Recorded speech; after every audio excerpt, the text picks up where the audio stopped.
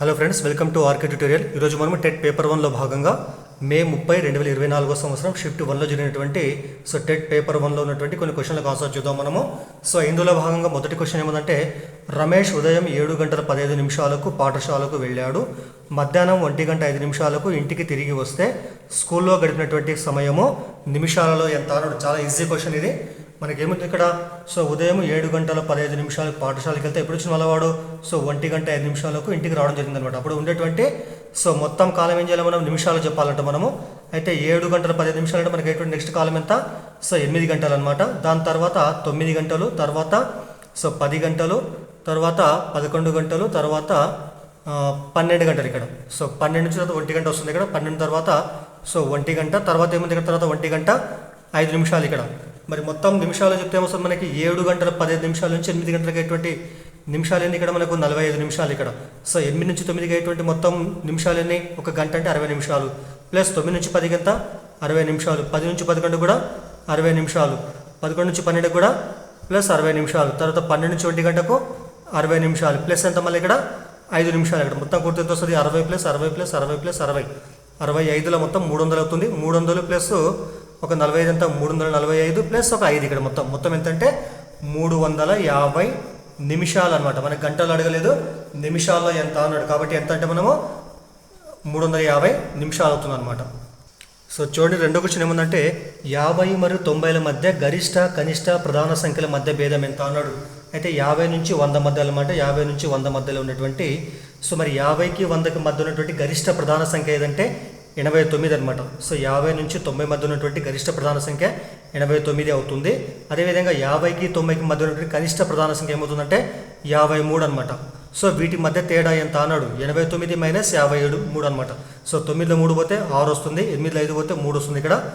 Answer అంటే 36 అనమాట. 50కి 90కి మధ్య ఉన్నటువంటి గరిష్ట కనిష్ట ప్రధాన సంఖ్యల మధ్య తేడా ఎంత అంటే 36కు సమానం అవుతుంది.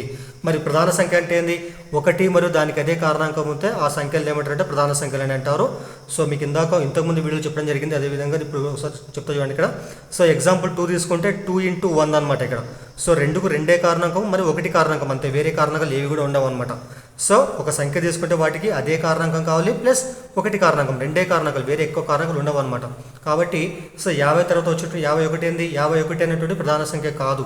ఎందుకంటే 51కి వచ్చే కారణాంకాలు ఏముంటాయి, 17 ముళ్ళ 51 వస్తుంది అక్కడ, ఇంటూ 1 కూడా ఉంటుంది అనమాట ఇక్కడ. కాబట్టి అది కాదనమాట. చిన్న ప్రధాన సంఖ్య 53, 90 లోపల గరిష్ట ప్రధాన సంఖ్య 89 అనమాట. వాటి మధ్య తేడా అంటే 36కి సమానం అవుతుంది అనమాట. చూడండి, థర్డ్ క్వశ్చన్ ఏముందంటే, అంతర్జాతీయ సంఖ్యామానం ప్రకారము 10 కోట్లు అంటే దేనికి సమానం అన్నాడు ఇక్కడ. అంతర్జాతీయ సంఖ్యామానం ప్రకారము 10 కోట్లకు సమానమైనటువంటి సంఖ్య ఏది అన్నాడు. దీనికి ఆన్సర్ ఏమంటే మనకు, దీనికి ఆన్సరు 100 మిలియన్లు అనమాట. ఇచ్చినట్టు ఆప్షన్లో ఏముందంటే 100 కోట్లు ఈజ్ ఈక్వల్ టు ఏమంటే మనకు 100 కోట్లు ఈజ్ ఈక్వల్ టు మనకు 10 కోట్లు ఎంత సమానం మనకి, ఇది 100 మిలియన్లకు సమానం అనమాట. 100 మిలియన్లకు సమానం అవుతుంది అనమాట, గుర్తుపెట్టుకోవాలా. 10 crores ఈజ్ ఈక్వల్ ఎంతంటే 100 మిలియన్లకు సమానం అవుతుంది అనమాట. అలా కాకుండా 100 కోట్లు అంటే అర్థమైంది, 100 కోట్లు ఈజ్ ఈక్వల్ టు 1 బిలియన్కి సమానం అవుతుంది అనమాట. 100 కోట్లు ఈజ్ ఈక్వల్ టు 1 బిలియన్కు సమానం అవుతుంది, గుర్తుపెట్టుకోవాలి. ఇంకోటి ఏమంటే 10 లక్షలు ఎంత అంటే 10 లక్షలు ఈజ్ ఈక్వల్ టు 1 మిలియన్కి సమానం అవుతుంది అనమాట. 10 లక్షలు అంటే 1 మిలియన్కి సమానం అవుతుంది. ఇది మనకు రిపీట్గా వచ్చేటువంటి క్వశ్చన్లకు ఆన్సర్ అనమాట. 10 లక్షలు ఈజ్ ఈక్వల్ టు 1 మిలియన్ అనమాట. 100 కోట్లు అంటే ఎంత, 1 బిలియన్కి సమానం అవుతుంది. మరి మనకి ఇచ్చిన క్వశ్చన్ ఏముంది ఇక్కడ, 10 కోట్లు దేనికి సమానం అంటే మనకి ఏం చెప్పాలి, మనము 100 మిలియన్లకు సమానం అవుతుంది అనమాట. అయితే వీటికి సంబంధించినటువంటి మ్యాటర్ మనకి 6th క్లాస్లో ఉంటుంది, దాంట్లో మీరు చూడగలరు దాంట్లో. నెక్స్ట్ తర్వాత క్వశ్చన్ చూడండి, 4th క్వశ్చన్ ఏముందంటే, 2 సంఖ్యల నిష్పత్తి 3:5 మరియు వాటి మొత్తం ఎంత 136 అంట. అయితే వాటిలో కనిష్ట సంఖ్య ఏది అన్నాడు. మరి కనిష్ట సంఖ్య అంటే ఇక్కడ చిన్న సంఖ్య అనమాట. మరి ఇచ్చినటువంటి సంఖ్యల నిష్పత్తి మనకి ఏముంది ఇక్కడ 3:5 అనమాట. కాబట్టి ఏమనుకుంటాం మనము, 3:5 మనకు నిష్పత్తి పోవాలంటే ఏమనుకుంటాం మనము, కనిష్ట సంఖ్య ఈజ్ ఈక్వల్ టు మనము 3x అనుకుంటాం మనం. మరి 5 అంటే ఇక్కడ మనకి గరిష్ట సంఖ్య కాబట్టి దాన్ని మనం 5x అనుకుంటాము. నిష్పత్తి పోవాలంటే ఏం చేస్తాం మనము, ఏదో ఒక చర్రాశిని గుణిస్తాం అనమాట మనం. మరి వీటి మొత్తం ఎంత అన్నాడు మనకు 136 కాబట్టి 2 కలపాలి మనం. 3x + 5x ఈజ్ ఈక్వల్ ఎంతకు సమానం ఇక్కడ మనం 136కు సమానమైంది అనమాట.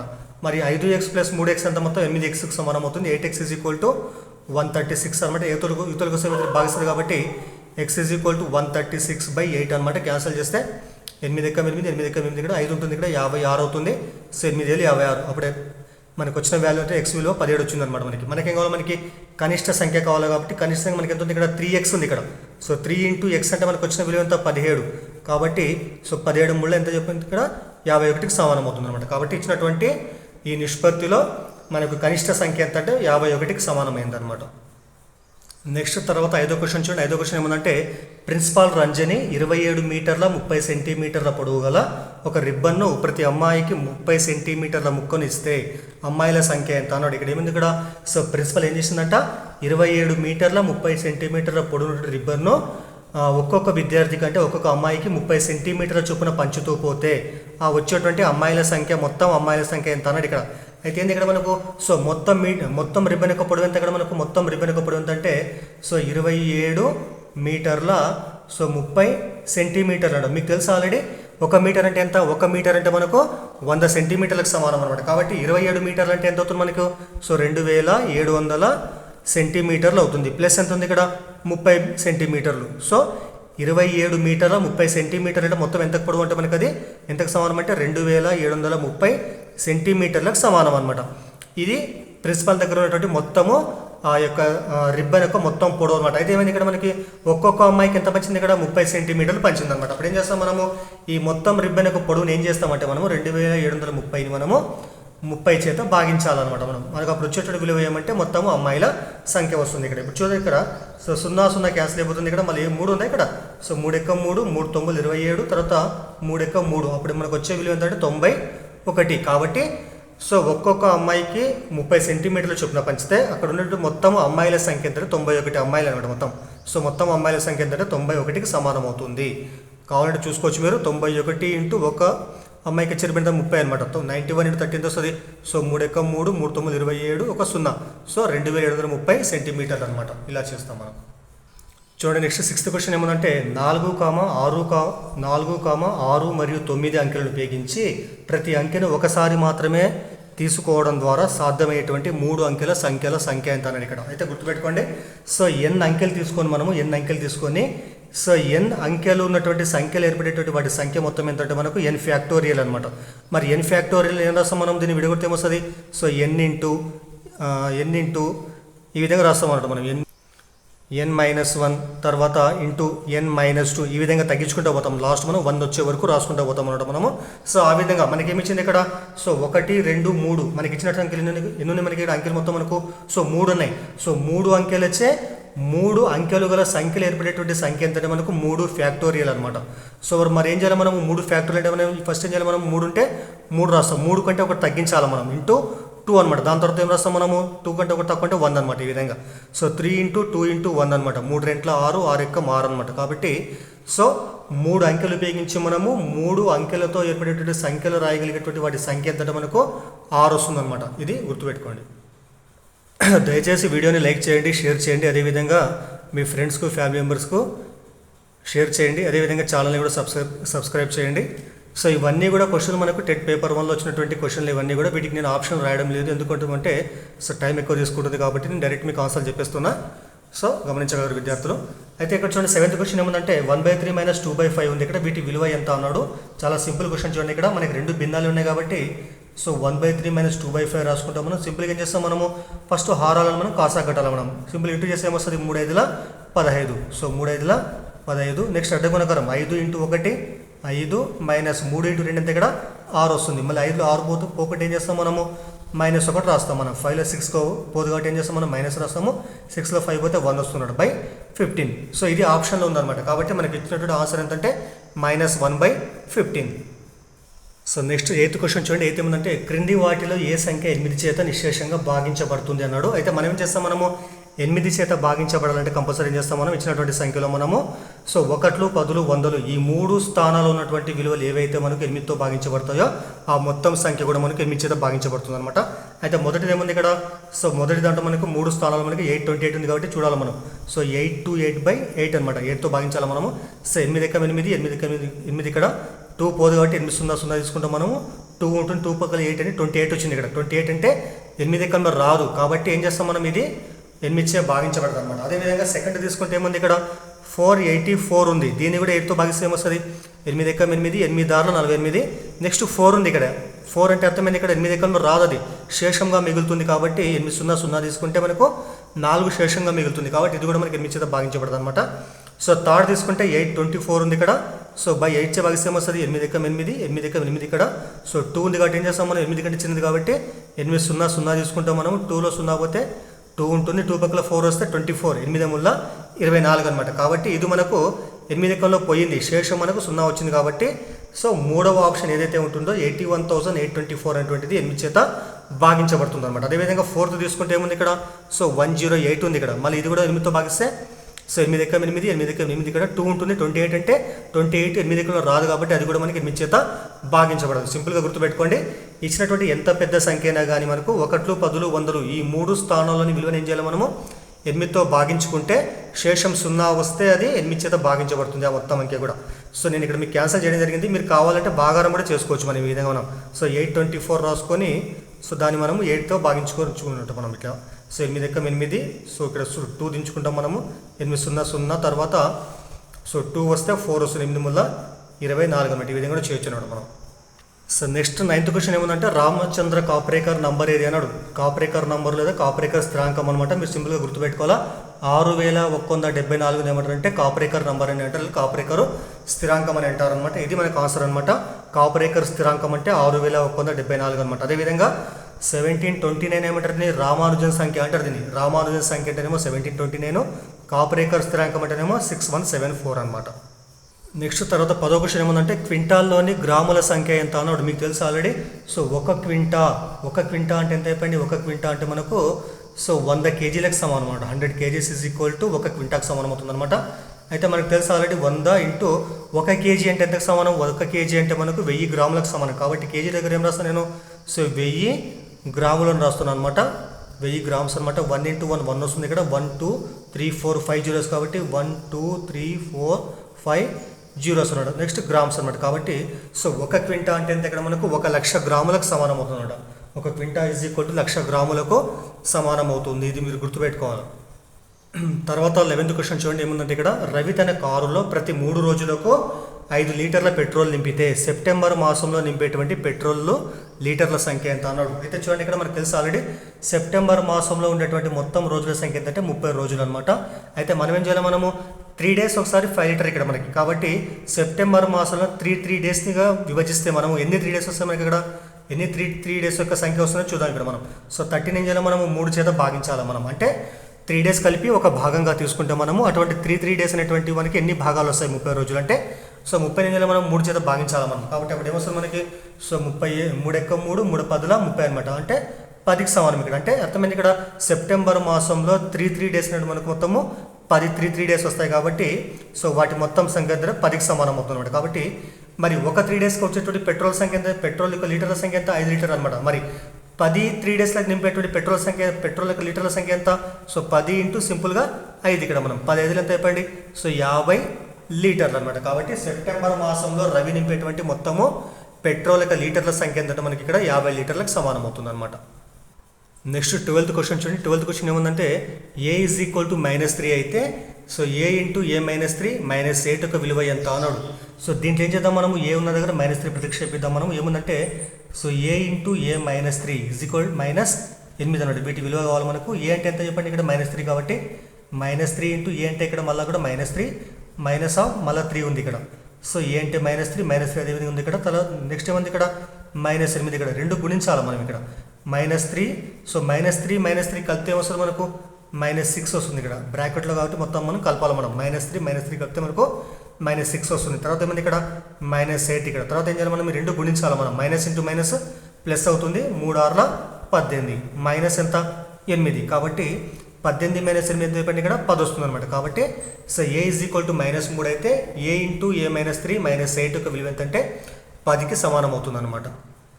నెక్స్ట్ 13వ క్వశ్చన్ చూడండి ఏముందంటే స్తూపం యొక్క సమతలాల సంఖ్య ఎంత అన్నాడు. స్తూపం యొక్క సమతలాల సంఖ్య అన్నాడు. మీకు తెలుసు ఆల్రెడీ స్తూపం అంటే మనం ఉపయోగించేటువంటి ప్రతి వస్తువులు మన స్తూపం చాలా కనిపిస్తుంది మనకి. ఇంట్లో ఉపయోగించేటువంటి డబ్బాలు కానీ అవన్నీ కూడా మనకు నేను వాడేటువంటి సో ఈ పెన్ను కూడా మనకు స్తూపాకారం అనమాట. ఈ విధంగా స్తూపం ఉంటుందన్నమాట. మరి ఇక్కడ పటం వేస్తా చూడండి. ఇక్కడ స్తూపానికి ప్రక్కలే మనకి ఈ విధంగా సో ఉంటాయి. తర్వాత పై ప్రాంతం కింది ప్రాంతానికి వృత్తాకారం ఉంటాయి అనమాట. దీన్ని మనము స్తూపం అంటాము. అయితే ఈ యొక్క స్తూపం ఏదైతే ఉంటుందో స్తూపం ప్రక్క ఉండేటువంటి దాన్ని ఏమంటారు, దీన్ని వక్రతలం అంటారు. దాన్ని ఇదేమంటే వక్రతలం అనమాట, వక్రతలము. సో దీన్ని వక్రతలం అంటారు. ఎందుకోసం అంటే వక్రతలం ఎందుకోసం అంటారు, మనం పెన్ తీసుకుంటే మనం ఈ పెన్ ఏం చేస్తాం, ఇక్కడ పెట్టడానికి కదులుతుంది అనమాట. ఈ విధంగా కదిలేటువంటి దాన్ని ఏమంటారంటే సో వక్రతలం అంటారు. మరి సమతలం అంటే ఏంది, సో ఇలా ఉంచినట్లయితే మనం కరెక్ట్ అదే విధంగా స్ట్రేట్గా ఉంటుంది అనమాట ఇక్కడ మనకి.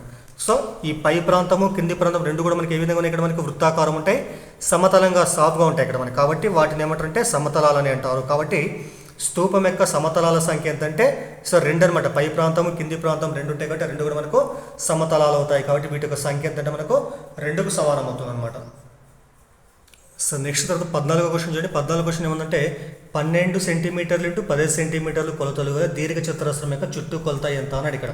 సో చుట్టూ కొలత ఎంత అన్నాడు. అయితే చూడండి, సో 12 సెంటీమీటర్ ఇంటూ 15 సెంటీమీటర్ ఈ కొలతలు ఏమంటే దీర్ఘ చతురస్రం యొక్క పొడవు వెడల్పులు అనమాట. ఇందులో పెద్ద కొలత ఏమనుకుంటాం మనము, సో పొడవు అనుకున్నాము, పొడవు అంటే 15 సెంటీమీటర్ అనమాట. సో చిన్న కొలత అయితే దాన్ని మనము బి అనుకున్నాము, బి అంటే వెడల్పు అనమాట, 12 సెంటీమీటర్ అనమాట. మీకు తెలుసు ఆల్రెడీ దీర్ఘ చతురస్రం యొక్క చుట్టుకొలత ఫార్ములా అయింది. So 2 into L plus B అనమాట. అంటే 2 ఇంటూ పొడవు ప్లస్ వెడల్పుకు సమానం అవుతుంది అనమాట. ఇక్కడ రాద్దాం మనము. సో 2 ఇంటూ ఎల్ అంటే ఎంత, ఇక్కడ 15 ప్లస్ బి అంటే ఎంత 12 అనమాట. 2 ఇంటూ 15 ప్లస్ 12 ఎంత, సో 27 అనమాట. 27 2 ఎంత 54 సెంటీమీటర్లు అనమాట. కాబట్టి దీర్ఘ చతురస్రం యొక్క చుట్టుకొలత ఎంతంటే మనకు 54 సెంటీమీటర్లకు సమానం అవుతుంది అనమాట. సో నెక్స్ట్ తర్వాత 15వ క్వశ్చన్ చూడండి. ఏముందంటే సంఖ్యలు 3, 5, 4, 6 డాష్ డాష్ ఈ విధంగా సంఖ్యలు మనకి ఇవ్వడం జరిగింది ఇక్కడ. సో వీటి యొక్క బాహుళకం ఎంత అన్నాడు. మీకు తెలుసు ఆల్రెడీ బాహుళకం అంటే ఏమంటే సో ఏదైనా దత్తాంశంలో ఎక్కువ సార్లు పునరావృతమైనటువంటి రాశిని ఏమంటారంటే బాహుళకం అని అంటారు. లేకుంటే ఎక్కువ సార్లు వచ్చే రాశిని ఏమంటారంటే బాహుళకం అని అంటారు. ఇక్కడ గుర్తుపెట్టుకోవాలా. సో ప్రతి దత్తాంశానికి బాహుళకం ఉండవచ్చు, ఉండకపోవచ్చు. సో బాహుళకం 1 కంటే ఎక్కువ కూడా ఉండొచ్చు అనమాట. అయితే ముందేం చేయాలి మనము, బాహుళకం కనుక్కోవాలంటే కంపల్సరీ చేయాలి మనం ఇచ్చినటువంటి విలువలన్నీ కూడా మనము సో ముందుగా ఆరోహణ క్రమం కానీ అవరోహణ క్రమం కానీ రాస్తాం మనము. అయితే ఆరోహణ క్రమం రాస్తే మనకి ఈజీ ఉంటుంది అనమాట. కాబట్టి సో చిన్న నుంచి పెద్ద అనమాట. ఫస్ట్ 1 కాబట్టి 1 ఇక్కడ, తర్వాత ఇంకో 1 కాబట్టి 1 ఇక్కడ. సో దాని తర్వాత 2 ఉంది ఇక్కడ, సో 2. సో తర్వాత ఇంకో 2 ఉంది కాబట్టి 2 రాస్తున్నా. తర్వాత 2 అయిపోయినాయి. సో 2 అయిపోయిన తర్వాత 3 తీసుకుంటాం మనము. 3 ఒకటి, తర్వాత సో ఇక్కడ ఒక 3 ఉంది ఇక్కడ, అయిపోయింది ఇక్కడ. సో తర్వాత 4 ఉన్నాయి ఇక్కడ, 4. తర్వాత ఇంకో 4 ఉంది ఇక్కడ, తర్వాత ఇంకో 4 ఉంది ఇక్కడ, రైట్ 4. తర్వాత సో నెక్స్ట్ ఏముంది ఇక్కడ 5 ఉంది ఇక్కడ, 5. తర్వాత ఇంకో 5 ఉంది ఇక్కడ, 2 5 అయిపోయిన తర్వాత 6 ఉంది ఇక్కడ, 6. తర్వాత 7. సో దాని తర్వాత 8 అనమాట. సో ఈ విధంగా మనము ఆరోహణ క్రమంలో రాసుకుంటే మనకి ఈజీగా ఉంటుంది అనమాట. ఇప్పుడు గమనించాలి మనము. సో 2లు 2 ఉన్నాయి, సారీ 1లు 2 ఉన్నాయి, 2లు 2 ఉన్నాయి, 3లు 2 ఉన్నాయి, కానీ 4లు మాత్రం 3 ఉన్నాయి ఇక్కడ. సో 5 కూడా 2 ఉన్నాయి ఇక్కడ. గుర్తుపెట్టుకోండి, ఇక్కడ మనకి ఎక్కువ సార్లు వచ్చిన రాశి ఏముందంటే మీకు ఇక్కడ 4 ఉంది. 4 మనకి 3 టైమ్స్ వచ్చింది కాబట్టి ఇచ్చినటువంటి దత్తాంశం యొక్క బాహుళకం ఎంత అంటే మనకు 4 అవుతుంది అనమాట. సో ఎక్కువ సార్లు వచ్చే రాశి మనకు బాహుళకం అవుతుంది. సో నెక్స్ట్ 16వ క్వశ్చన్ ఏమందంటే మొదటి 25 సహజ సంఖ్యల సగటు ఎంత అన్నాడు. మీకు తెలుసు ఆల్రెడీ 1, 2, 3, డాష్ డాష్ ఈ n వరకు ఉండేటువంటి సంఖ్యలు ఏమంటారు సహజ సంఖ్యలు అని అంటారు. ఎప్పుడైనా గుర్తుపెట్టుకోండి, మొదటి n సహజ సంఖ్యల మొత్తానికి ఫార్ములా ఏమంటే సో n ఇంటూ n+1/2 అనమాట. ఈ విధంగా సో ఇవన్నీ కూడా సహజ సంఖ్యలు, ఇవన్నీ కలిపితే మనకు వచ్చే విలువ సూత్రం ఏంటంటే n ఇంటూ n+1/2 అనమాట. 1 + 2 + 3 చేస్తే మనకు వచ్చే సూత్రం ఏంటంటే n ఇంటూ n+1/2 అనమాట. మనకి ఏమంటే ఇక్కడ మొదటి 25 అంటే n అంటే మనకి ఎంత చెప్పండి ఇక్కడ, సో n = 25కి సమానం అవుతుంది అనమాట. అంటే మొదటి 25 సహజ సంఖ్యలు 1, 2, 3, 4 నుంచి 25 వరకు ఉండేటువంటి సహజ సంఖ్యల సో మొత్తంగా అనుకుంటాం మనం. మొత్తం అంటే ఇక్కడ మనకి n అంటే 25 కాబట్టి సో 25 ఇంటూ n అంటే ఇక్కడ 25 + 1/2 అనమాట. అప్పుడు మనకు వచ్చేది ఏంటంటే 25 ఇంటూ 25 + 1 ఎంత 26/2 ఉంది ఇక్కడ. దీన్ని క్యాన్సల్ చేద్దాం మనము. సో 2 ఎక్కం 2 13 ఇక్కడ. అప్పుడు మనకు వచ్చే విలువ మిగిలే విలువ ఏంటంటే 25 ఇంటూ సో 13 అనమాట. 25 ఇంటూ 13 అనమాట. అయితే ఇక్కడ మనకేం అడిగిన వాడు మొదటి 25 సంఖ్యల సగటు ఎంత అన్నాడు. మరి సగటు అంటే ఏంది, రాశుల మొత్తం బై రాష్ట్ర సంఖ్య కాబట్టి సగటు = రాశుల మొత్తం బై రాష్ట్ర సంఖ్య కాబట్టి ఇప్పుడు మనకి 25 సంఖ్యల మొత్తం మనకి ఎంత వచ్చింది ఇక్కడ 25 ఇంటూ 13 వచ్చింది ఇక్కడ మనకి 25 ఇంటూ 13. ఇదేం చెప్పండి 25 సహజ సంఖ్యల మొత్తం అనమాట ఇది. మరి మొత్తం సహజ సంఖ్యల సంఖ్య ఎంత మనకు 25 కాబట్టి రాశుల మొత్తం బై రాష్ట్ర సంఖ్య అంటే మనకి 25 కాబట్టి ఏం చేస్తాం మనము 25 క్యాన్సిల్ చేస్తే మనకు వచ్చే విలువ ఏంటంటే 13 అనమాట. కాబట్టి మొదటి 25 సహజ సంఖ్యల సగటు ఎంతంటే 13కి సమానం అవుతుంది. గుర్తుపెట్టుకోవాలి మీరు. మొదటి n సహజ సంఖ్యల మొత్తానికి ఫార్ములా ఏమంటే n ఇంటూ n+1/2 అనమాట. సో మనకి ఈ విధంగా అడగకుండా మనకు మొదటి n సహజ సంఖ్యలకు సూత్రం అని కూడా అడగొచ్చు మనకు. కాబట్టి గుర్తుపెట్టుకోండి మీరు ఇది n ఇంటూ n+1/2 అనమాట.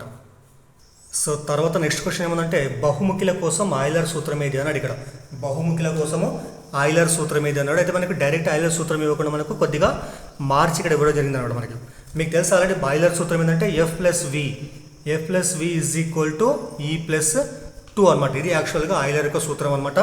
F plus V is equal to ఈ ప్లస్ 2 అనమాట. మరి ఎఫ్ అంటే ఫేసెస్ అనమాట, ఫేసెస్ అంటే తలాలు. సో వి అంటే వర్టిసెస్ అంటే అర్థమైంది ఇక్కడ మూలలు అనమాట. తర్వాత ఈ అంటే ఎడ్జెస్ అనమాట, అంచులు, ప్లస్ 2 అనమాట. ఇది గుర్తుపెట్టుకోవాలా. అయితే ఏం చేయాలి మనము వీటిని కొద్దిగా మార్పు చేసి మనకి ఏం రావాలి, ఈ సూత్రం రావాలి మనకి. అప్పుడే మనకి ఇచ్చిన ఆప్షన్లో ఏదో ఒకటి కరెక్ట్ అవుతుంది అనమాట. ఫస్ట్ చూద్దాం మనం ఎఫ్ మైనస్ సో ఈ ఈజ్ ఈక్వల్ టు 2 మైనస్ వి ఉన్నాయి. ఇది మనకేం కావాలి, ఎఫ్ వీలు ఒకే సైడ్ ఉండాలి మనకి. ఎఫ్ అట్లా పెట్టేద్దాం మనము. మరి వి ఉత్తరకు వస్తే ఏమవుతుంది, మైనస్ వి ప్లస్ వి అవుతుంది. ఇక్కడ 2 అట్లే ఉంటుంది, అక్కడ మైనస్ ఏ ఉత్తరకు పోతే ఏమవుతుంది, ప్లస్ సి అవుతుంది. కాబట్టి F plus V is equal to ఈ ప్లస్ 2 ఇది సరిపోయింది ఇక్కడ. కాబట్టి మనకు మొదటి ఆప్షనే కరెక్ట్ ఆప్షన్ అవుతుంది అనమాట. అయితే రెండోది ఏమవుతుంది, ఇక్కడ ఎఫ్ వి ఉత్తరకు వస్తే ఏమవుతుంది, మైనస్ వి అవుతుంది. కాబట్టి మనకి ఏముండాలి, ప్లస్ వి ఉండాలి. కాబట్టి ఇది కాదనమాట. ఇది F plus V is equal to యాక్చువల్గా ఈ ప్లస్ 2, కానీ ఇక్కడ ఏముంది ఈ మైనస్ 2, ఇది కూడా కాదనమాట. అదేవిధంగా ఎఫ్ ప్లస్ ఈ సరే వి ఉత్తరకు వస్తే ఏమవుతుంది, మళ్ళీ మనం మైనస్ వి అవుతుంది, కానీ మనకేం కావాలి, ప్లస్ వి కావాలి. కాబట్టి ఇది కూడా మనకు ఆప్షన్ కాదనమాట. కాబట్టి ఫస్ట్ ఆప్షన్ మనకు కరెక్ట్ ఆన్సర్ అవుతుంది అనమాట. సో నెక్స్ట్ 18th క్వశ్చన్ చూడండి. 18th క్వశ్చన్ ఏముందంటే సో ఒక 2 లీటర్ల పాల ప్యాకెట్లో 500 మిల్లీలీటర్ల నీరు ఉంటే నీటి పాల నిష్పత్తి ఎంత అన్నాడు.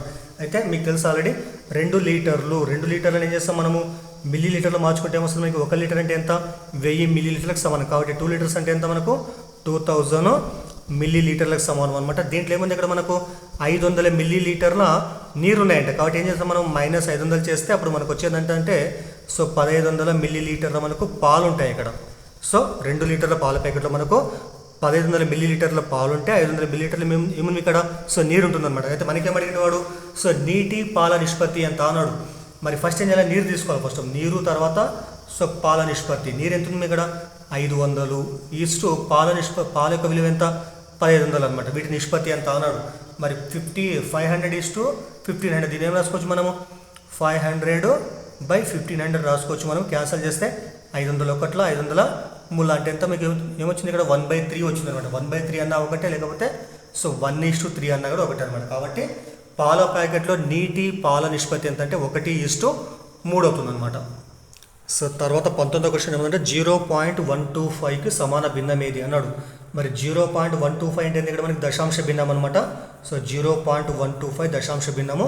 సో దీని ఏం చేస్తాం మనము, అక్కడనే భిన్నంగా మారుస్తాం మనం. పాయింట్ తర్వాత మనకి ఏముంది ఇక్కడ దశాంశ స్థానంలో, సో 1 2 3 3 విలువలు ఉన్నాయి ఇక్కడ. కాబట్టి దాన్ని చేస్తాం మనము, సో 125 సో ఇక్కడ 0 ఉంటే వదిలిపెట్టేసి మనం 125 రాసేసి హారంలో 1 రాసి పాయింట్ కుడివైపున మనకి ఎన్నైతే విలువలు ఉంటాయో ఏం చేస్తాం మనము, అన్ని సున్నాలు రాస్తాం మనం. అంటే 125/1000 అనమాట. వీటికి క్యాన్సల్ చేస్తే వస్తుంది, 5 ఎకరం క్యాన్సల్ చేద్దామా మనం.